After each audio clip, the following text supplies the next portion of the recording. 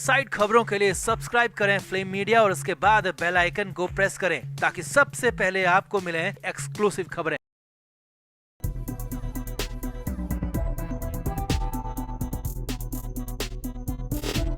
नवाब मलिक पर हर रोज आफतों का बम फूट रहा है। जब से ईडी ने नई चार्जशीट दाखिल की है तब से तो हर रोज नए खुलासे हो रहे हैं जो कि नवाब मलिक की ही नींद उड़ा रहे हैं। हालात ये हैं कि मलिक अस्पताल में हैं, इलाज के लिए यहाँ पहुंचे हैं, लेकिन दवाइयां लेकर भी उनकी तबीयत ठीक नहीं हो रही है क्योंकि नए नए खुलासों से उनकी नींद उड़ रही है और हालात बिगड़ते जा रहे हैं। अब नया खुलासा सरदार खान ने किया। जी हाँ, नवाब मलिक के मामले में सह आरोपी सरदार खान ने बड़ा खुलासा किया और यहाँ तक कह दिया कि मलिक ने उनको और डी यानी कि दाऊद तक को भी धोखा दे दिया और उनके साथ भी बड़ा खेल कर दिया। बाकी तो बहुत कुछ कर डाला। तो क्या है सरदार खान का खुलासा, क्या है नया अपडेट, आपको सब कुछ बताते हैं। आप इस वीडियो को शेयर करें और कमेंट करके अपनी राय जरूर दें।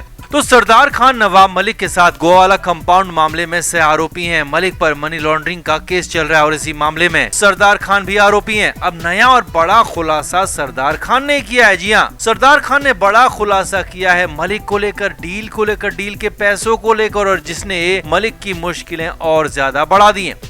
ईडी की पूछताछ में सरदार खान ने बड़ी बातें कही थी और अब ईडी की चार्जशीट के ही आधार पर ये खुलासे हो रहे हैं जिसमें सरदार खान का बयान है। ईडी की चार्जशीट के मुताबिक सरदार खान ने बताया कि उसके पिता शाह वली खान गोवा वाला कंपाउंड में रेंट कलेक्टर यानी कि किराया वसूलने वाले थे और उसी गोवा वाला कंपाउंड के एक हिस्से पर नवाब मलिक के जबरन कब्जे का आरोप भी लग रहा है। आगे देखिए, सरदार खान ने बताया कि 1987 से 1993 तक वो अपने पिता के साथ किराया वसूला करते थे और तो 1993 के बाद अपने भाई रहमान के साथ किराया वसूला और साल 1999 में सलीम पटेल जो कि दाऊद गैंग का करीबी था, हसीना पारकर का करीबी था, उसने बताया कि वो प्रॉपर्टी उन्होंने खरीद ली और इसमें हसीना पारकर भी शामिल है। सरदार खान ने बताया कि इसके बाद सलीम पटेल ने मुनीरा प्लम्बर की एक पावर ऑफ अटॉर्नी भी दिखाई और मुनीरा प्लम्बर ही गोवाला कंपाउंड की असली मालिक थी, लेकिन मुनीरा ने कभी भी कोई भी पावर ऑफ अटॉर्नी साइन करने की बात से साफ इनकार किया है। आगे देखिए कि कैसे इस मामले में नवाब मलिक की एंट्री हुई और कैसे मलिक ने डी को भी नहीं छोड़ा। तो सरदार खान के मुताबिक मुनीरा प्लम्बर ने सिर्फ अतिक्रमण हटाने के लिए सलीम पटेल को पावर ऑफ अटॉर्नी दी थी, लेकिन सलीम पटेल ने हसीना और दाऊद के जरिए मुनीरा को ही हटा दिया। जी हाँ, मुनीरा प्लम्बर को उस प्रॉपर्टी से हटा दिया गया और मुनीरा को लगातार धमकियां दी गई, जिसके बाद मुनीरा प्लम्बर का उस प्रॉपर्टी से इंटरेस्ट खत्म हो गया और मुनीरा प्लम्बर उस प्रॉपर्टी से अलग हो गई और यहीं पर नवाब मलिक की एंट्री हुई। जी हाँ, सरदार खान के मुताबिक इसके बाद हसीना पारकर और नवाब मलिक ने ही तय किया कि इस प्रॉपर्टी में कैसे आगे बढ़ना है और कितना हिस्सा किसको मिलना है। जी हाँ, चार्जशीट के मुताबिक सरदार खान ने बताया कि कुछ हिस्सा नवाब मलिक ने अपने पास रखा, कुछ हिस्सा हसीना पारकर के पास गया और कुछ हिस्सा, बहुत छोटा सा हिस्सा मेरे यानी कि सरदार खान के पास भी आया क्योंकि सरदार रेंट कलेक्टर था और उसे भी वादा किया गया था कि उसे भी जमीन का टुकड़ा दिया जाएगा।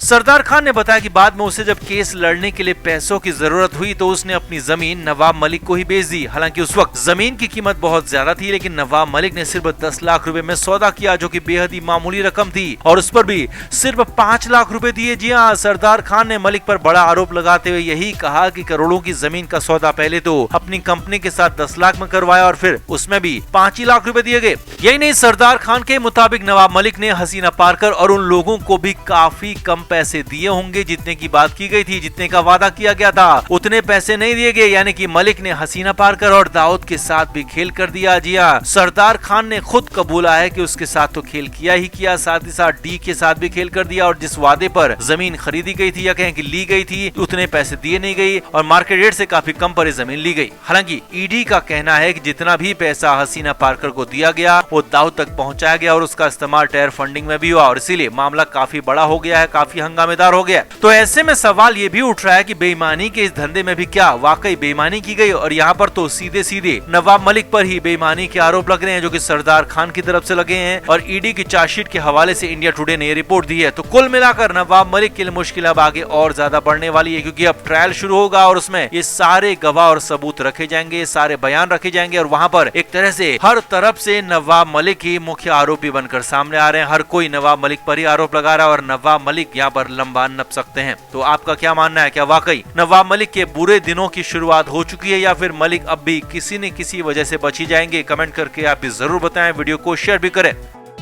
तो नवाब मलिक पर आफतों का पहाड़ जो टूटा है उसके कंकर पत्थर अब भी लगातार गिर रहे हैं, मलिक को ही नुकसान पहुंचा रहे हैं। ईडी की तैयारी इतनी ज्यादा पुख्ता है कि किसी को यकीन नहीं हो रहा है कि ईडी इस तरह से इतनी तेजी से भी काम कर सकती है, क्योंकि ईडी ने न सिर्फ पहली चार्जशीट समय से बहुत पहले सबमिट कर दी बल्कि साथ ही साथ दूसरी यानी कि सप्लीमेंट्री चार्जशीट भी फाइल कर दी और हालात नवाब मलिक के लिए बेहद बुरे कर दिए।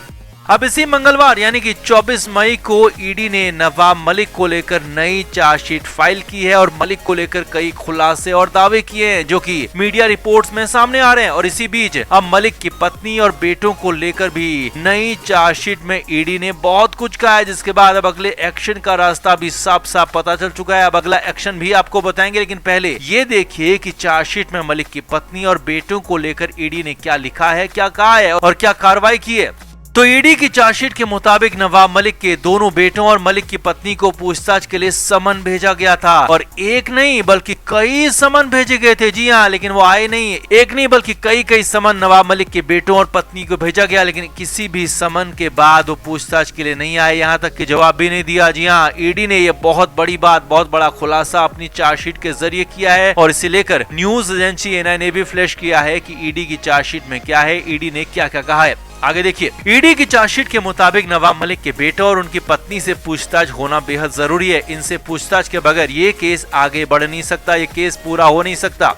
ईडी के मुताबिक नवाब मलिक की पत्नी और उनके बेटों को भी जरूर पता होगा कि कैसे मनी लॉन्ड्रिंग हुई और कैसे ये मामला आगे बढ़ा और कैसे मलिक ने हसीना के साथ डील किया और कैसे गोवा वाला कंपाउंड को अपने कब्जे में लिया। ईडी के मुताबिक ये सारी बातें जानना बेहद जरूरी है और इसीलिए इस पर आगे की कार्रवाई होना भी जरूरी है। अब यहाँ पर आगे बढ़ने से पहले आपको बता दें कि नवाब मलिक से हुई पूछताछ का ब्यौरा भी ईडी ने चार्जशीट में दिया है, जिसमें मलिक ने अपने बेटों के साथ ही अपने भाई का भी नाम लिया है और खुद ईडी ने भी माना है कि मलिक के बेटों से और उनकी पत्नी से पूछताछ होनी बेहद जरूरी है। अब यहाँ पर आगे क्या हो सकता है, क्या होने वाला है, वो भी देखिए और समझिए। तो नवाब मलिक से पूछताछ के बाद उन्हें जेल भेजा गया है और फिलहाल वो अपना इलाज करा रहे हैं। वहीं अब मलिक के दोनों बेटों से भी जल्द पूछताछ हो सकती है, मलिक की पत्नी से भी पूछताछ हो सकती है। अब सवाल यह है कि जब वो समन का जवाब दे ही नहीं रहे हैं, समन के बाद भी पूछताछ के लिए आ नहीं रहे हैं, तो फिर पूछताछ होगी तो होगी कैसे? तो यहीं पर बड़ा ट्विस्ट है। जी हाँ, बिल्कुल नवाब मलिक की ही तर्ज पर मलिक के बेटों को, मलिक की पत्नी को भी हिरासत में लिया जा सकता है और इसीलिए तो ईडी ने चार्जशीट में साफ साफ लिखा है कि वो समन के बाद नहीं आए, कोर्ट के सामने मैटर पहुंचा दिया है और इसीलिए माना जा रहा है कि अब जल्द ही मलिक के बेटों को, मलिक की पत्नी को भी ईडी हिरासत में ले सकती है और हिरासत में लेकर ही पूछताछ हो सकती है, क्योंकि इससे पहले के सारे रास्ते अब बंद हो चुके हैं। कई समन उन्हें भेजे जा चुके हैं, लेकिन समन के बाद भी वो पहुंचे नहीं है। तो आखिरी रास्ता यहाँ पर अब हिरासत में लेने का ही बचता हुआ दिख रहा है और जो कि सबसे बड़ी खबर होगी और उसके बाद बड़ा बवाल होना भी तय है, क्योंकि ईडी ने साफ साफ इसकी तैयारी कर दी है, साफ साफ कह दिया है कि पूछताछ जरूरी है, बेहद जरूरी है। तो कुल मिलाकर ईडी जबरदस्त एक्शन में है। ईडी ने अपनी चार्जशीट से कोहराम तो मचा ही दिया है, कोर्ट में इसे लेकर बवाल भी हो गया और आगे भी बवाल होना तय है, क्योंकि बहुत जल्द ईडी अगला एक्शन कर सकती है जब नवाब मलिक के बेटों को और नवाब मलिक की पत्नी को पूछताछ के लिए एक बार फिर बुलाया जा सकता है और यहाँ पर नहीं आने पर उन्हें हिरासत में भी लिया जा सकता है। तो आपका क्या मानना है? क्या ईडी जानबूझकर मलिक की पत्नी और उनके बेटों को टारगेट कर रही है या फिर नवाब मलिक के करीबी लोगों से और भी जानकारी मिलनी जरूरी है और तभी पूरे केस का पर्दाफाश होगा, डीलिंग का तभी पूरा खुलासा होगा? कमेंट करके आप भी जरूर बताएं, वीडियो को शेयर भी करें। Flame media report.